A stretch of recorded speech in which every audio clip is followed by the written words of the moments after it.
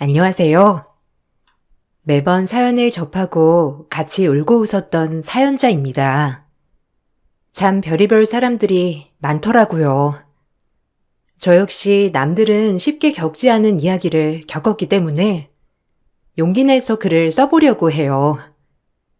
제 나이 30대가 넘어가자 부모님의 걱정이 이만저만 아니었어요. 주변에선 다들 결혼을 하는데 전 결혼을 하지 않고 있었거든요. 그러다 우연한 계기로 만난 남편과 3개월 만에 결혼을 하게 되었어요. 왜 이렇게 빨리 시집을 가냐고 했지만 3개월 동안 하루도 빠짐없이 만나면서 정말 이 사람이면 내 인생을 맡겨도 되겠다 싶은 마음으로 결혼을 진행했어요. 부모님이 좋아하시는 모습을 보니 효도는 다했다는 마음도 함께했죠. 남편은 책임감 있고 우직한 사람이었어요. 그 부분에 반해 평생 믿고 맡길 수 있겠다 싶은 심정으로 결혼을 결심한 거고요. 우리 이제 잘 지내보자꾸나. 아래층에 사는 거 대문은 같아도 현관이 다르니 불편한 점은 없을 거야. 알겠지? 네, 어려서부터 외동으로 자라서 이렇게 시끌벅적한 거 좋아해요. 그러니까 너무 신경 안 쓰셔도 돼요. 제가 잘하겠습니다. 그래, 그렇게 말해주니까 너무 고맙다. 나도 잘할 거니까 우리 잘 지내보자꾸나. 이제 내가 여한이 정말 없다. 그네 언제 장가가나 했더니 그래도 이렇게 예쁜 색시 만나서 결혼하니 기분이 너무 좋아. 아휴, 이 좋을 때 왜 이렇게 눈물이 난담? 시어머니는 결혼식에서 많이 우시더라고요. 저 역시 시어머니의 눈물을 보니 마음이 많이 아파졌죠. 이유가 있는 눈물이었거든요. 사실 시동생이 하나 있었는데 몇 년 전 심장마비로 세상을 떠났다고 했어요. 원래부터 심장병을 앓고 있던 서방님이라고 했죠. 아무래도 큰아들 장가를 보낼 때 작은아들 생각에 눈물이 안 멈추는구나 라고 생각이 들면서 저 역시도 마음이 아파졌습니다. 아무래도 자식 잃은 마음 그 누구도 헤아릴 수 없으니까요. 시댁은 전원주택에 살고 있었어요. 아랫집에 세를 주다가 저희가 결혼을 하면서 그 집에 들어가서 살게 되었죠. 현실적으로 대문은 같더라도 현관이 달랐기 때문에 그렇게까지 프라이버시가 침해될 일은 없었습니다. 그리고 시부모님들은 정년 퇴직을 하셨기 때문에 거의 인생을 즐기시며 놀러 다니시기 바빴거든요. 오히려 좋은 집에 살 수 있어서 기분이 좋았었죠. 그리고 윗집에는 시부모님 말고도 동서가 살고 있었어요. 시동생을 먼저 보내고 동서와 조카 형제가 들어와서 살고 있었거든요. 처음엔 남편도 없이 시댁에 들어와서 산다는 게 의아하긴 했지만 오죽하면 여기 들어와서 이렇게 지낼까라는 생각이 들면서 참 안쓰럽더라고요. 남편도 동서네를 특별하게 생각했는지 늘 먼저 챙기고 하더라고요. 그 모습이 나쁘게 보이진 않았어요. 오히려 더 가정적인 모습으로 보이기만 하더라고요. 그땐 뭐가 쉬었는지 참. 재수 씨한테 잘해줘. 몇 년 전에 동생 그렇게 되고 오갈 데 없이 지금은 엄마 아빠랑 살고 있는데 남편도 없이 시댁에서 사는 게 여간 불편한 게 아니잖아. 안 그래? 조카들도 보면 볼수록 안 됐고 내가 잘 챙겨줘야지 동생 못 가지. 어머, 그렇구나. 진짜 안 됐다. 어쩌다가. 아휴, 그러게. 어머님, 아버님이 아무리 잘해주신다고 해도 마음이 그게 아닐 텐데. 내가 또래니까 많이 의지하게 해줘야 되겠다. 오히려 아랫집 살면서 더 친해질 수 있겠어. 아휴, 듣고 보니 마음이 짠하네. 그치? 애들한테 아빠의 빈자리가 없이 내가 대신 많이 해줘야지. 동생이 그렇게 되고 나 많이 생각했거든. 어린 나이에 남편을 잃고 두 아들을 키우고 있는 동서가 어찌나 안쓰럽던지 같은 또래로서 정말 잘해줘야겠다고 생각했어요. 다행히도 동서도 저를 곧장 따르더라고요. 그렇게 형제가 없는 저에겐 여동생이 생긴 것만 같아 기분이 좋았어요. 취미나 성격적으로도 동서랑은 잘 맞더라고요. 이 부분에 있어서도 굉장히 좋은 친구가 생긴 것만 같아 긍정적으로 생각이 들었죠. 모든 걸 좋게만 생각하다 보니까 정말 내 식구 같은 생각이 들면서 너무 좋더라고요. 동서가 낳은 조카들도 어찌나 남편을 쏙 빼닮았는지 저도 마음이 가더라고요. 그러면서 시동생이 살아있었다면 지금의 남편이랑 참 많이 비슷하겠다는 생각을 하게 되었죠. 마음이 아팠어요. 사랑하는 사람을 잃어본 적은 없지만 잃는다면 무슨 심정일까라는 생각이 들었거든요. 동서, 혹시라도 말 못할 어려움 있거나 하면 나한테 얘기해. 나도 여자 형제가 없어서 여자 형제가 있었으면 했거든. 이렇게 가족이 된 것도 인연인데 우리 잘해보자. 내가 동서 힘들거나 할 때 뭐든 도울게. 어려운 거 있으면 언제든 말해줘. 네, 형님, 감사해요. 그래도 아주버님이 어떤 분이랑 결혼할지 정말 궁금했는데 이렇게 인품이 훌륭하신 형님이랑 결혼을 하게 돼서 얼마나 다행인지 몰라요. 제 얘기는 들으셨죠? 그냥 뭐 어쩌다 보니 하루 이틀 같이 살다가 이렇게 됐네요. 다행히도 어머님 아버님도 손주들 예뻐해 주시니 저 역시도 불편함 없이 여기서 잘 적응하고 있어요. 너무 걱정 마세요. 그렇구나. 그럼 너무 다행이다. 아니, 조카들이 진짜 남편이랑도 너무 닮은 거 있지? 신기해. 아무래도 형제였어서 그런가? 서방님 실제로 뵌 적은 없지만 그래도 사진이며 애들 보면 어떻게 생겼는지 정말 알 수 있을 것 같은 거 있지? 신기하다. 아, 그래요? 그래서 그런지 애들이 참 큰아빠를 잘 따라요. 아주버님한테 늘 감사하죠. 저야 뭐. 제가 무슨 복이 있어서. 동서는 이렇게 늘 대답을 하더라고요. 그 마음이 어떨지 헤아려지지 않았지만 더 잘해줘야겠다라고만 생각이 들었어요. 그런데 같이 사는 시간이 늘어나자 아무래도 층간소음 때문에 많이 힘들더라고요. 아들 형제라서 그런지 집에서 쿵쿵대는 것도 심했고 시부모님들도 아빠 없는 애들이라며 불쌍하다고 절대 큰소리 한번 내지 않으셨고요.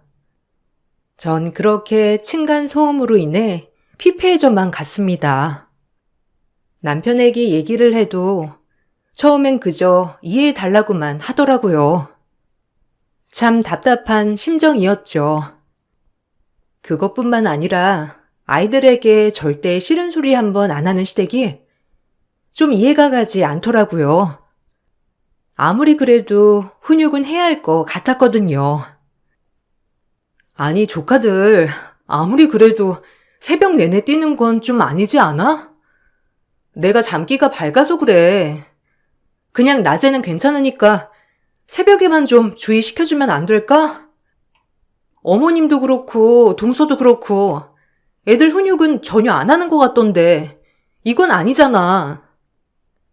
아, 얼마나 불쌍하겠어. 아빠도 없이. 그냥 네가 좀만 이해해. 저러다 말겠지. 언제까지 뛸 거야, 안 그래? 나이 좀 먹으면 이제 안 뛸 거니까 조금만 참자. 더 심해지면 그땐 내가 가서 얘기 좀 할게. 일단 지금은 당신이 좀 이해해 줬으면 해.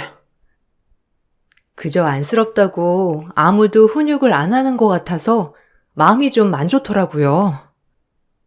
그래도 이게 아닌데 라는 생각도 들었고요. 그러다 시댁과 같이 고깃집에 가던 일이 있었어요. 모든 식구 다 같이 식사를 기다리고 있는데 아무리 동서를 다 오냐오냐 한다지만 고기를 구울 때마다 홀랑홀랑 본인 입으로 가져가는 동서가 전 좋게 보이지 않았어요. 부모님도 계시고 했으니까요. 아니나 다를까 아이들도 마찬가지로 식사 예절이 좋지 않았어요. 알 건 다 아는 나이라고 생각했지만 서로 앞다투어 본인들만 먹겠다고 하는 모습들이 좋아 보이지 않았거든요. 그런 모습을 보고서도 시어른들과 동서는 절대 뭐라고 하지 않더라고요. 놀랐죠. 이런 일이 반복이 되자 저의 불편한 마음들이 하나둘 생겨나기 시작했어요. 그러면서 점점 동서의 이기적인 모습들이 보이기 시작했습니다. 한 번은 조카가 저희 집에 와서 제 구두를 신고 가다 구두굽을 부러뜨린 날이 있었어요.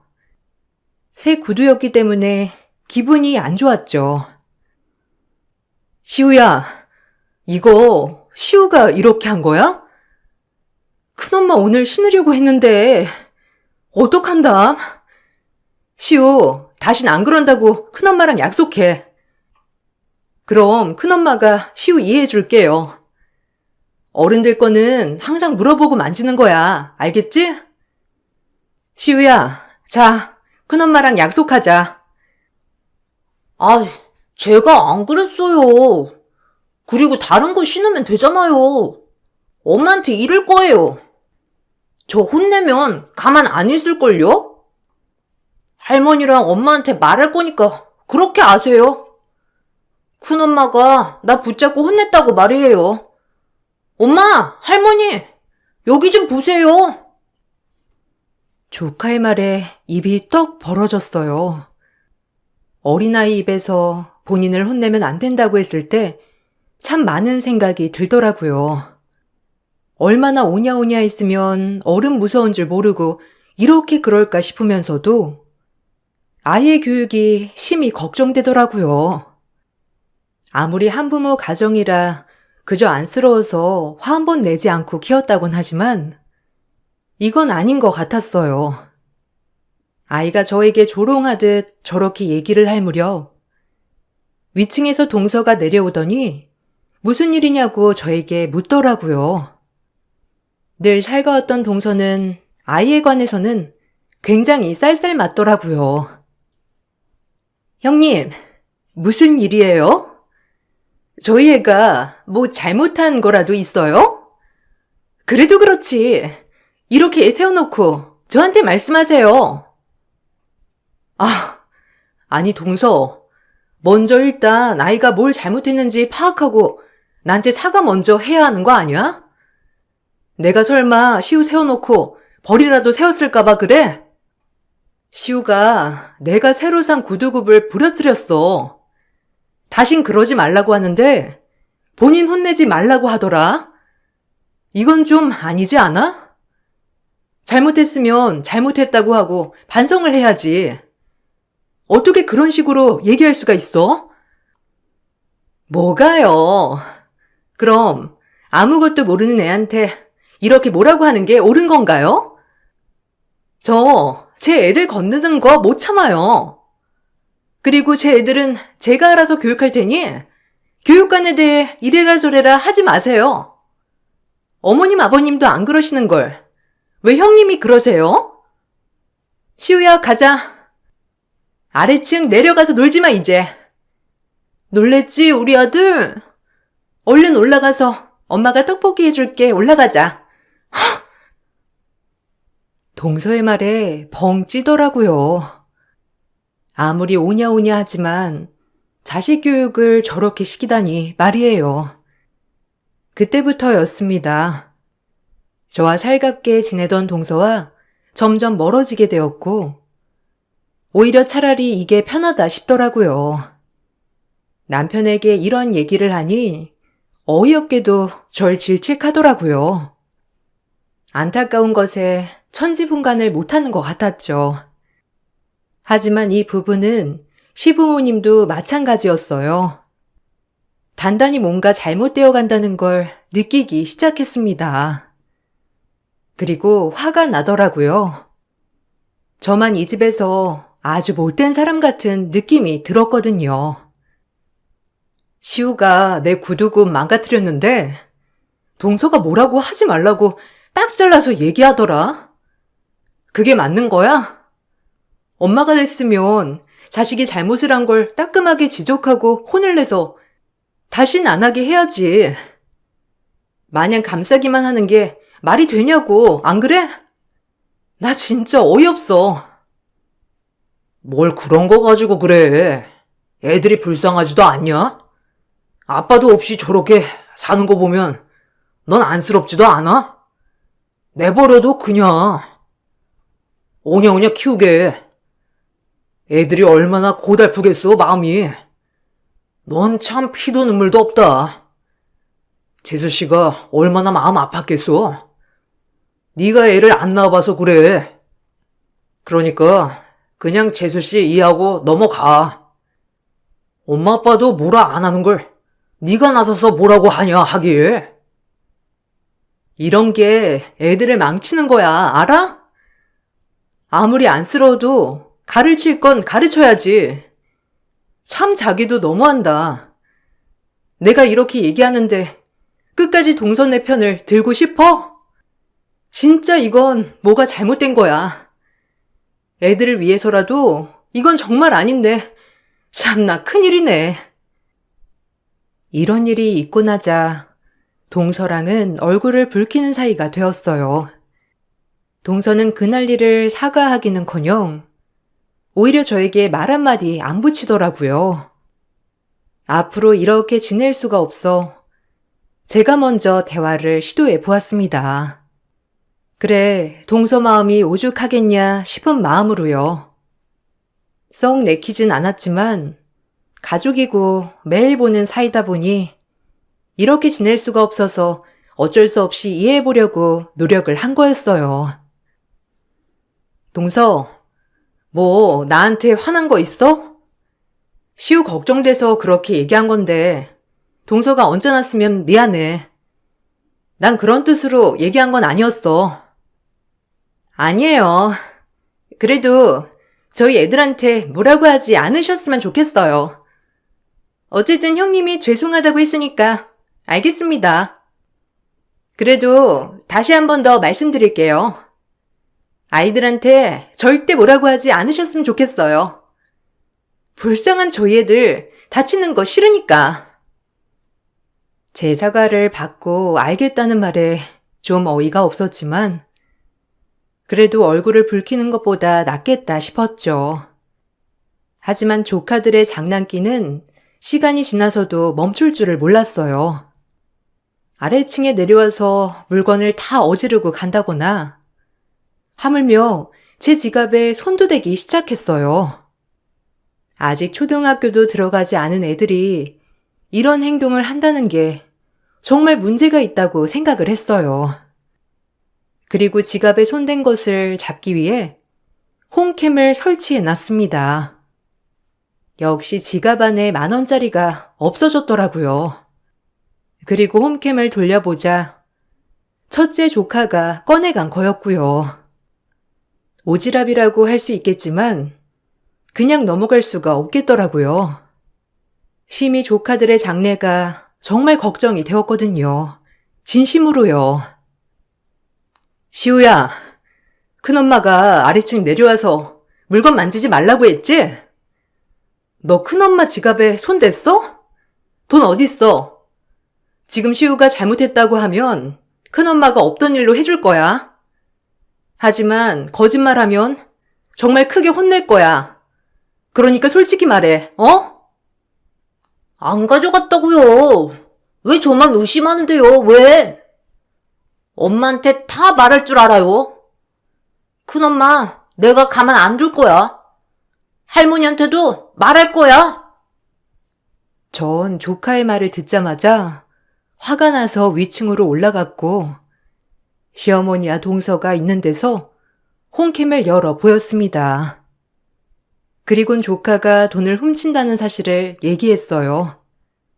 이걸 보여주자 동서는 또 소리를 질러대며 화를 냈고 시어머니도 조용히 절 타이르시더라고요. 누가 잘못한 건지 모르게 저만 또 이상한 사람 취급을 당했어요. 이제 정말 두 손 두 발 다 들겠더라고요. 이런 부분에 있어서 말이에요. 아니, 아휴, 시우가 참.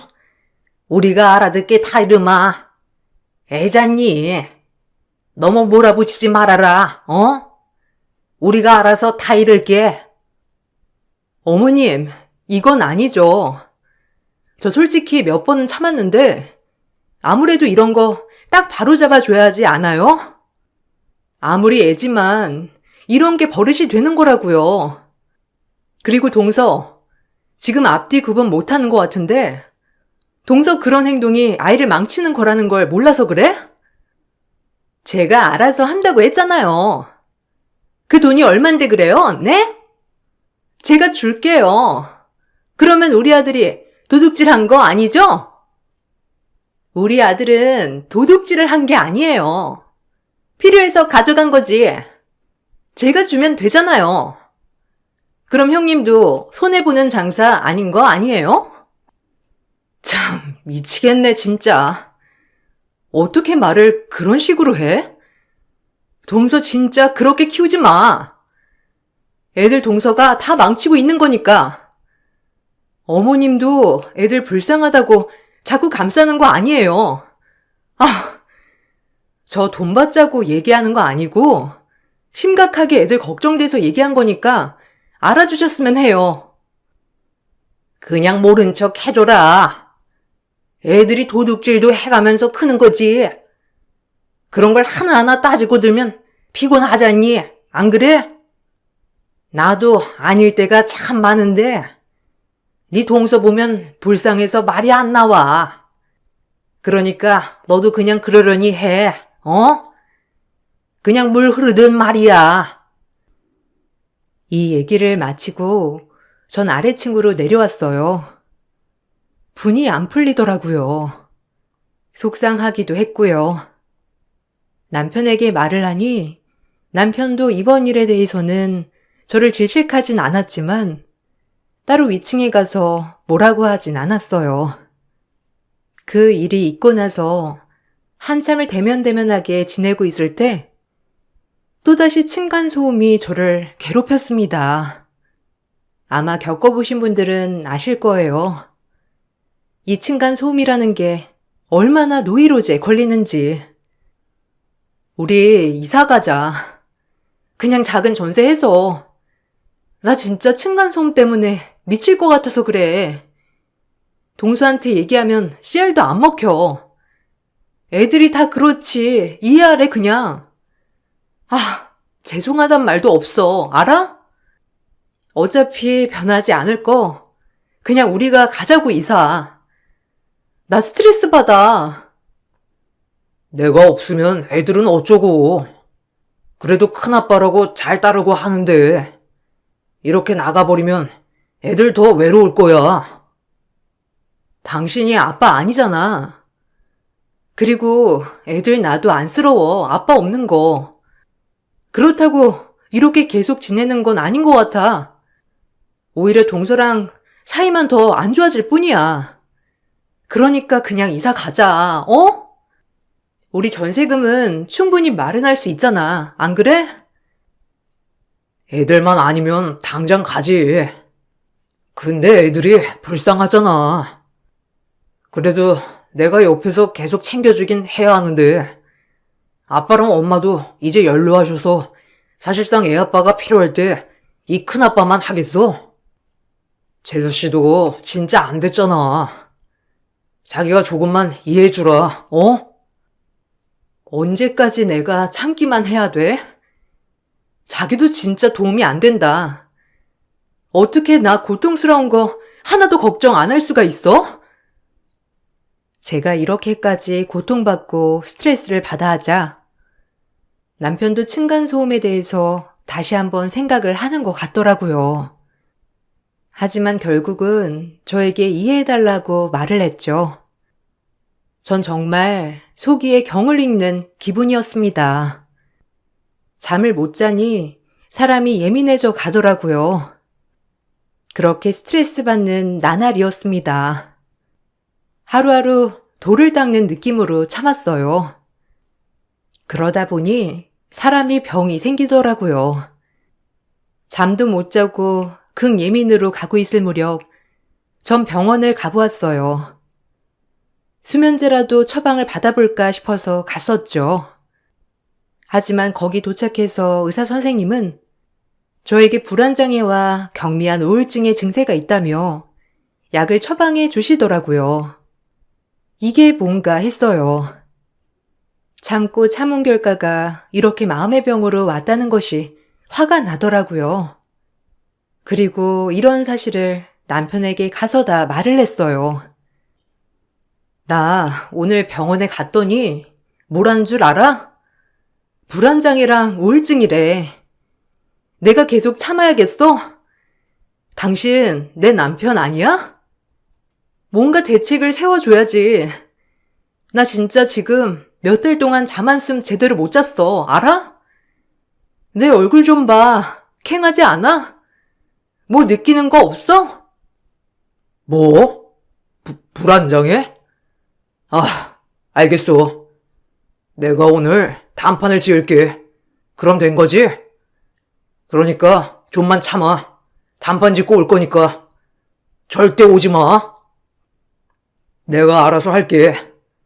당신 오면 더 괜히 일만 커지니까 내가 알아듣게 딱 부러지게 얘기할게. 그러니까 너무 걱정 마. 두고 봐. 뭐?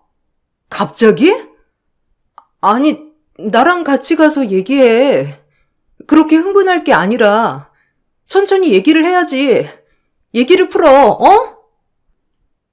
남편은 그 말을 끝으로 집에 가서 몽둥이 비스름한 나무 토막을 가지고 씩씩대며 위층으로 올라가더라고요. 그래도 마누라 아프다고 하니 그 꼴을 참기 힘든가 보다고 생각을 했지만 너무 격분한 남편이 한편으론 두려웠죠. 어떤 이유에서든 폭력은 절대 옳다고 생각하지 않았거든요. 아무리 위층 살며 밥 먹듯이 쿵쿵댔더라도 좀 걱정스럽더라고요. 올라간 지 꽤 됐음에도 불구하고 남편은 내려올 생각이 없는 것 같았습니다. 설마 동서애를 쥐잡듯이 잡아서 애들이 꼼짝 못하는 건 아닌지 하는 마음에 걱정이 되기 시작했죠. 그래서 전 참을 수 없이 위층으로 다시 올라갔어요. 올라가면서 계속 걱정이 되더라고요. 남편이 이렇게까지 화낼 사람은 아닌데 갑자기 저렇게 화를 내니 너무 걱정이 됐어요. 그래서 한참 기다리다 올라가게 되었죠. 아휴, 가족끼리 말로 해야지.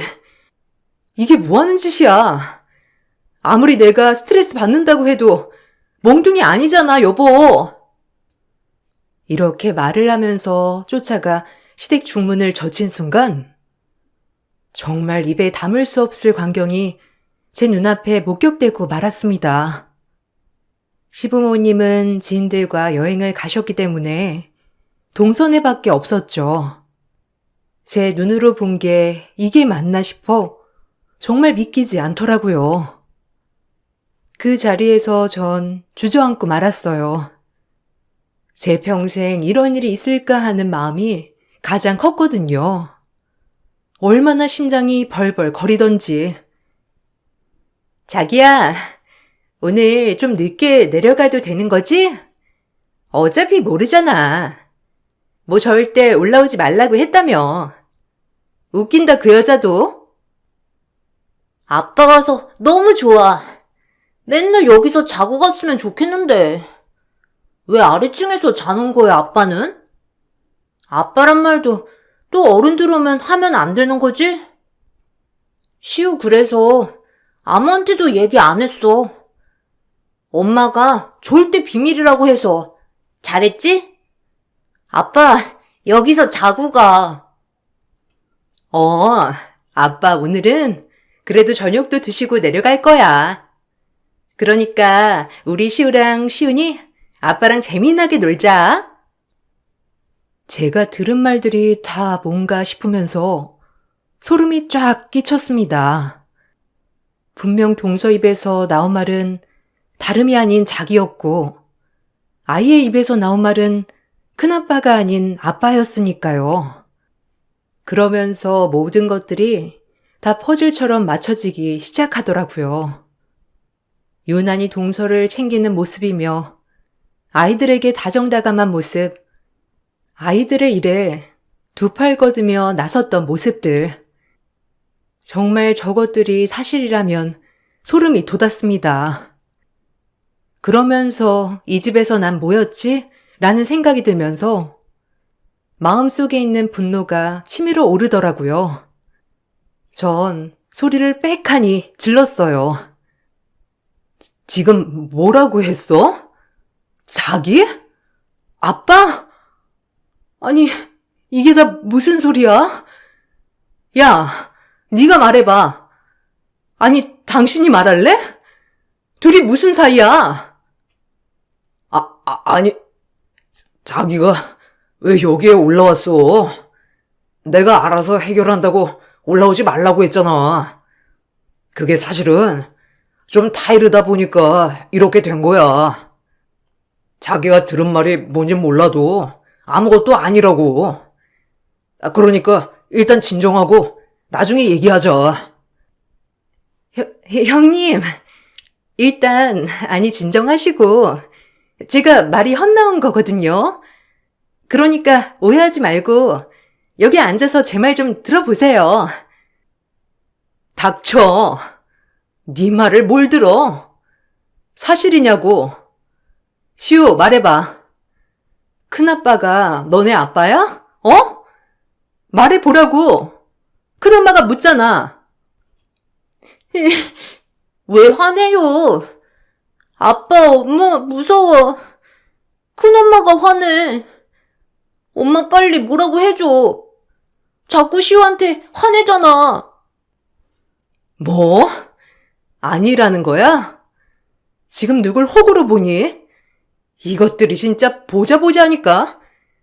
내가 가만 안 둘 줄 알아, 너네들. 알겠어?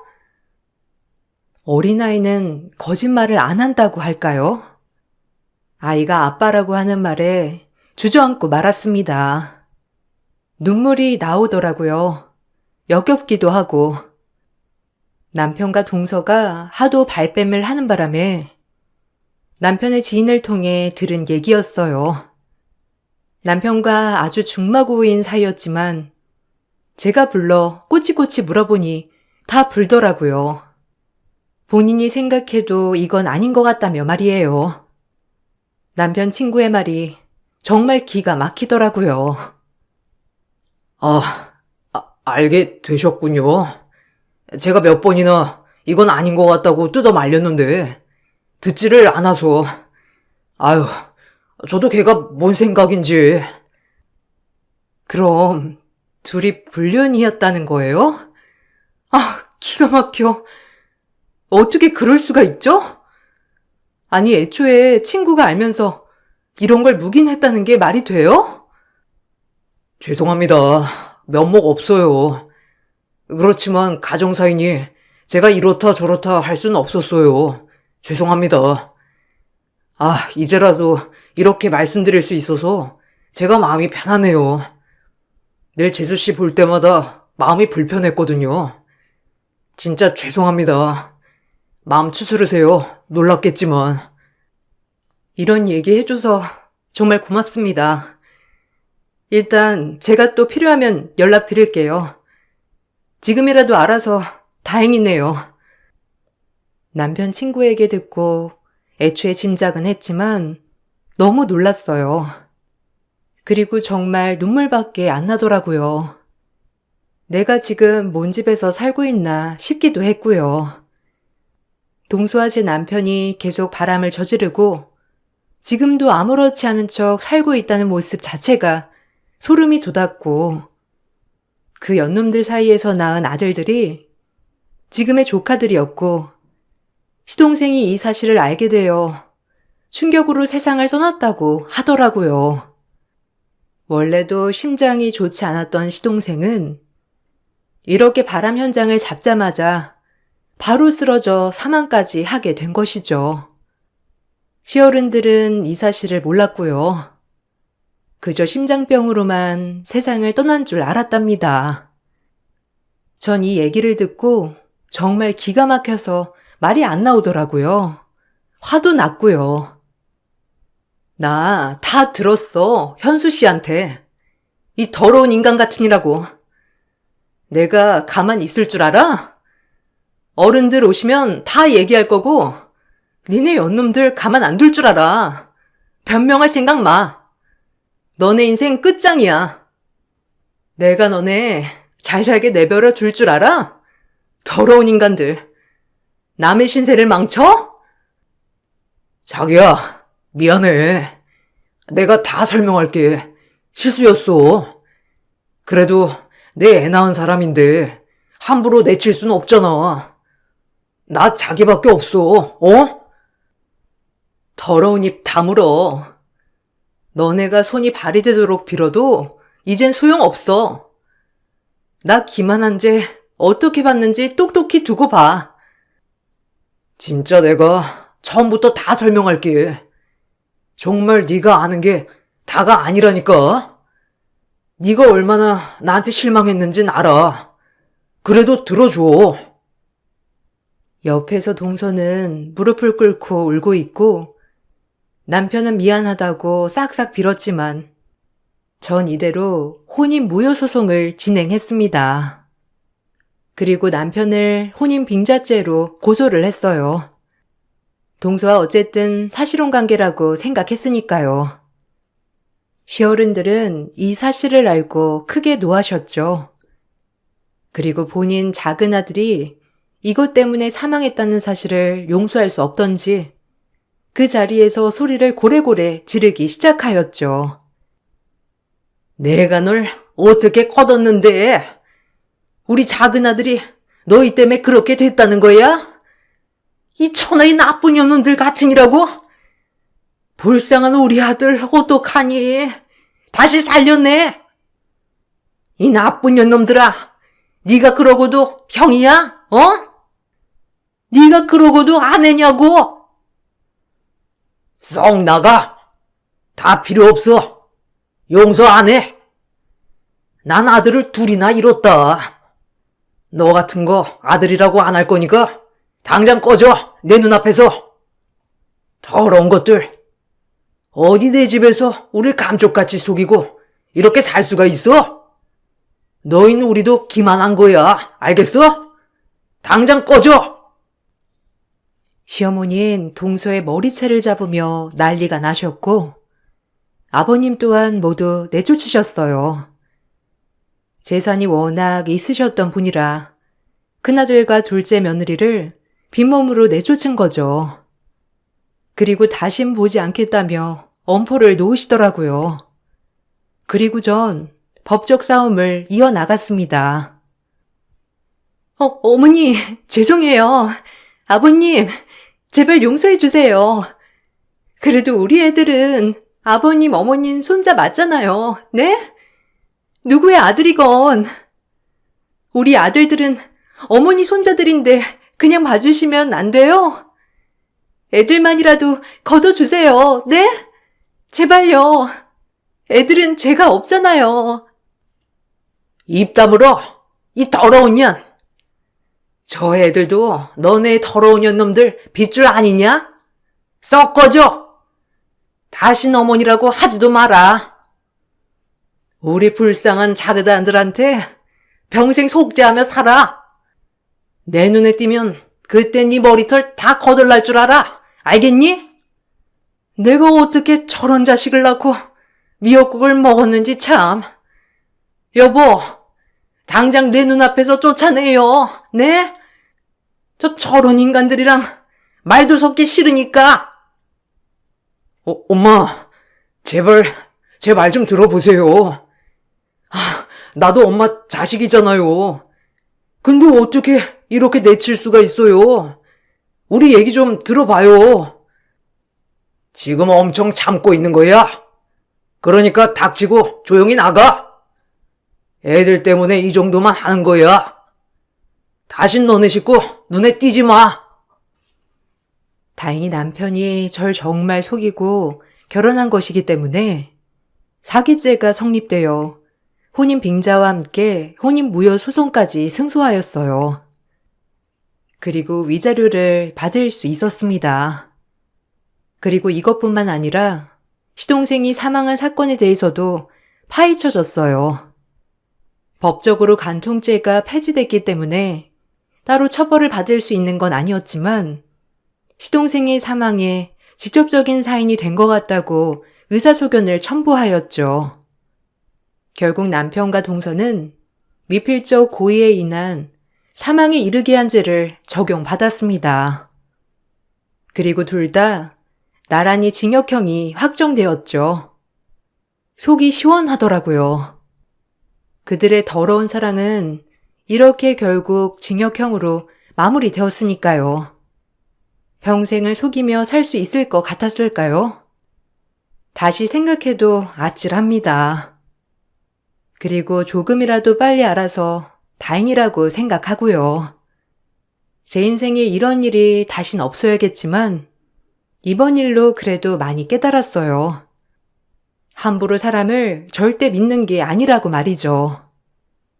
여러분들도 절대 아무도 믿어서는 안 됩니다. 아이들은 시부모님이 받아주지 않았기 때문에 동선의 친정에서 맡아서 키운다고 하더라고요. 그리고 전 위자료와 그 연놈이 구속이 되었더라도 정신적 충격으로 정신과 상담을 충분히 받아야만 했어요. 지금은 꽤 많이 건강해진 상태이고요.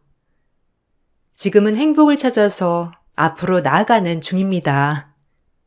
여러분들도 긍정적으로 세상을 바라보시길 바랄게요. 감사합니다.